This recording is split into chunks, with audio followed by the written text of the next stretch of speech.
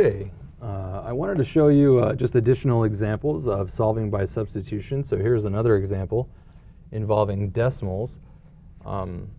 If you pay attention to the coefficients of these variables, you'll notice that this is actually a nice system to solve by substitution. By elimination. So please watch those elimination videos if you're interested in that. For now, I'm going to solve it by substitution since that's our lesson. And let's see how we can attack this problem. Well, I can use all these decimals if I want, and I normally would, I have to say. If this was a problem I encountered on a test, I would use the decimals, especially with our fancy calculators these days. But here's something else you can do if you prefer to work with whole numbers. Remember, you can multiply an equation by anything you want. So for example, I could multiply everything by 2 if I wanted. Now what's nice about decimals is you multiply by 10. If I multiplied everything by 10, what that does is it shifts all those decimal places to the right.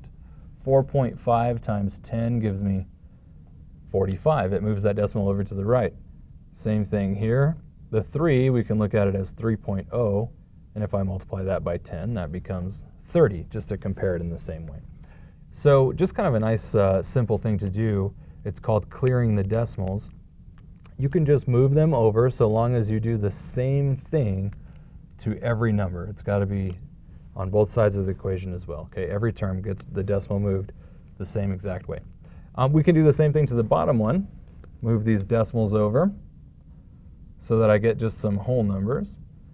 And then my new system is exactly the same, only working with whole numbers. So let's take a look at that. I'm going to label my equations also. So equation number 1, that's 45x minus 32y is equal to 30. Equation number 2 is 5x plus 64y is equal to 54. Now this doesn't exactly look nicer personally, but let's go through the steps and see if we can follow the procedure for solving by substitution. Step number 1.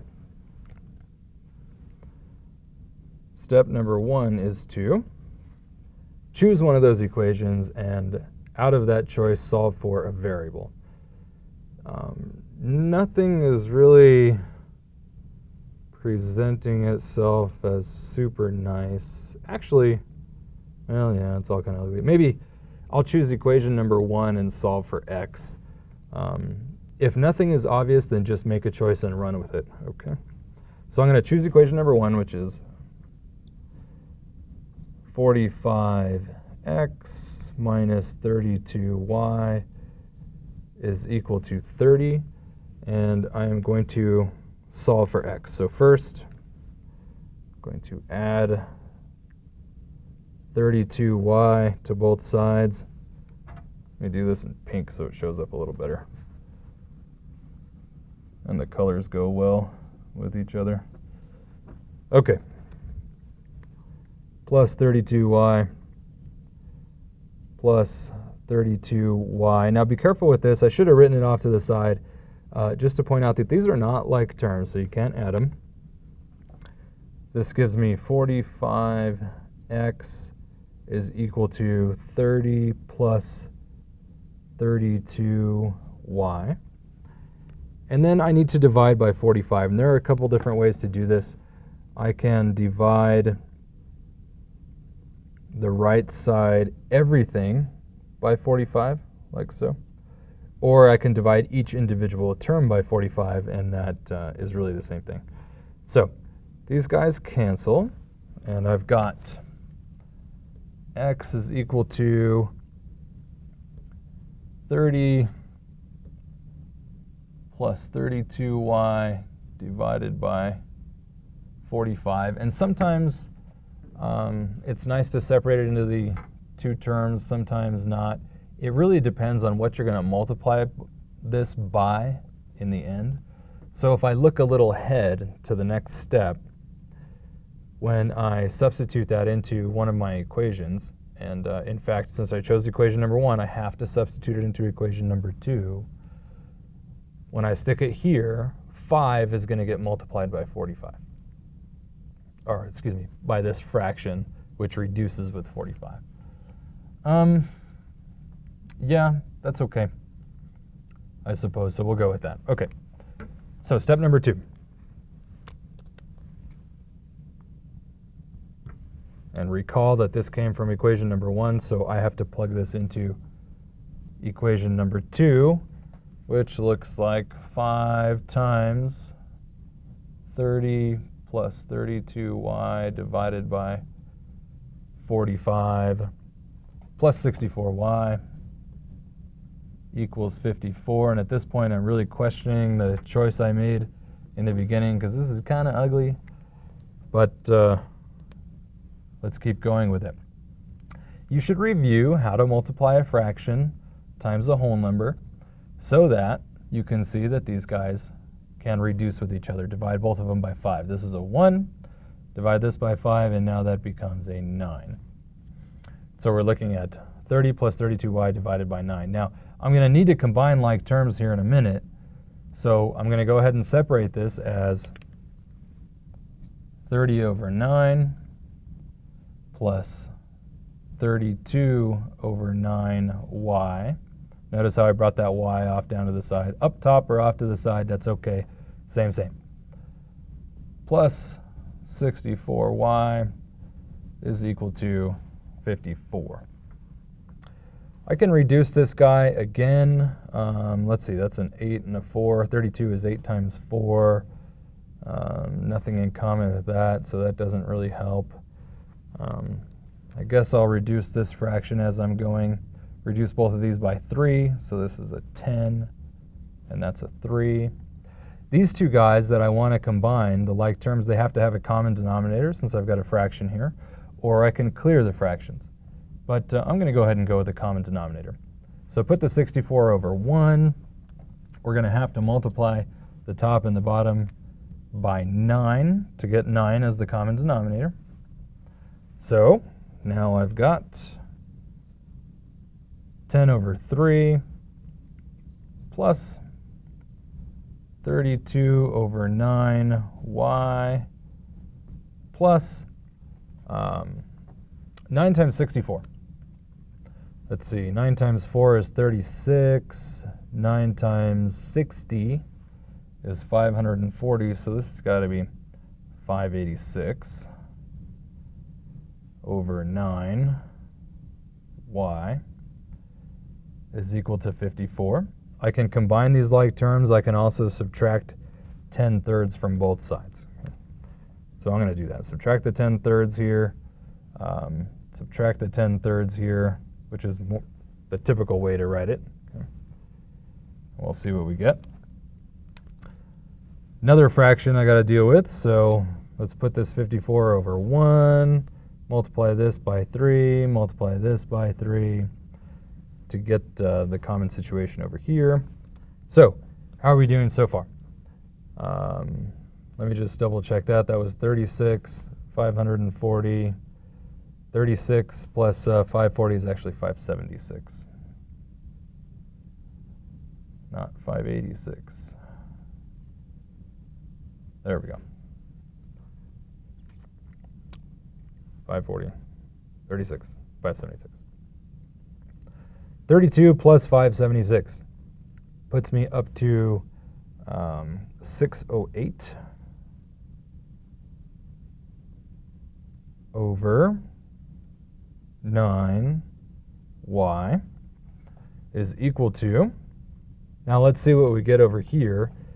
54 times 3 is 12 plus 150, so 162 minus 10, and all of that over the common denominator of 3. That's usually how I do it instead of one at a time there. 162 minus 10 is 152 over 3. And let me double check to make sure I got that number right. That's 12. 150, 162, okay. There's actually a really nice way to get rid of this fraction in front of the y when we're trying to solve for y, and that is multiply by the reciprocal, 9/608. But whatever you do to one side, you also have to do to the other, 9/608. Over here, we can see that we got a bunch of cancellation going. Cancel, cancel, cancel, cancel, and that gives us just the y, which is what we wanted. And I guess I'll have to stick it up here. Okay, so far I've got y is equal to. On the other side, since we're multiplying fractions, let us reduce, if possible, ahead of time. Can reduce both of these by 3. The 152 and the 608, they share at least a factor of 2 in common. I'm not sure if they share more than that, but let's take a look. Well, let's divide it by 2 at least and see what we get. So if I reduce this by 2, that would give me, what is that, 2676? Okay. Yep. And then reduce this by 2, and that's 304. I can reduce by 2 again. And let me just make sure I'm correct as we go. 140, 150, yep, that looks good. So reduce this by 2. And that becomes, 38. Okay, so now that's a 38. 60, 16, yep. And reduce this by 2, and that becomes 152. Holy cow, we can keep going. There's a lot of 2's located in this set of numbers. Reduce 38 by 2, and that becomes a 19. Reduce 152 by 2, and we already did that. That becomes 76, which actually reduces by 19. Holy cow. Which is 4. Is that right? Yep. Yep. Wow. So in the end, what a mess. 1 times 3, 1 times 4 gives me y is equal to 3/4. Boy, that is a mess.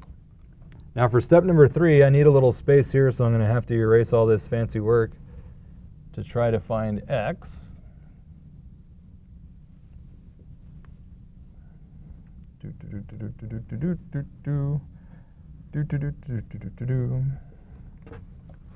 Now for most math applications, well, I shouldn't say that. For nonlinear math applications, it's really a good idea when you plug this value back in to take it all the way to one of the original equations.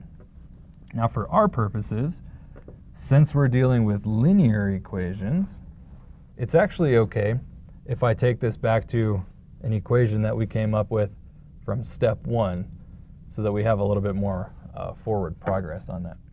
So, wow, I've been watching too much football. Step number 3 is what we're on. And that looks like this. I'm going to go ahead and use that guy that I obtained in step number 1. X equals 30 plus 32 times 3/4 all over 45. The 32 times 3/4, that's kind of nice. I can reduce both of these by 4. This becomes an 8 times 3 up there. So now I've got 30 plus 24, all divided by 45, which comes out to 54, divided by 45. This is reducible, it appears, both by 9 to give me 6/5, and that is it. That is our value for x. Let me just type that up here, type that up, print that up here. X is equal to 6/5. Good. And step number 4, since this was kind of complicated, there were lots of opportunities for mistakes. I'm going to take step number 4 pretty seriously. And step number 4 was to check our solution. So let me do that.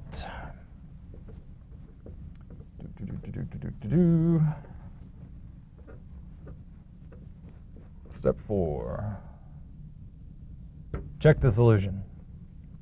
Got to check it with both of the equations here. So 45 times x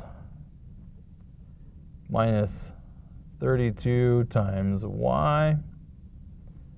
And what we want to know is that equal to 30? Well, I can reduce both of these by 5. That becomes a 9 times 6. Reduce both of these. That becomes an 8 times 3. So now we're looking at 54 minus 24. Is that equal to 30? Yes, it is. All right. This is hopeful. Second equation, 5 times x plus 64 times y. Is that equal to 54? Let's see. The 5's cancel here. The 4 and the 64 both reduced by 4. This becomes a 16 times 3. So I'm looking at 6 plus 48. Is that equal to 54? And indeed it is. Whew. Okay, a little bit complicated. There were plenty of opportunities for error, but that's okay. As long as you're careful, you can get through it and check your answer in the end.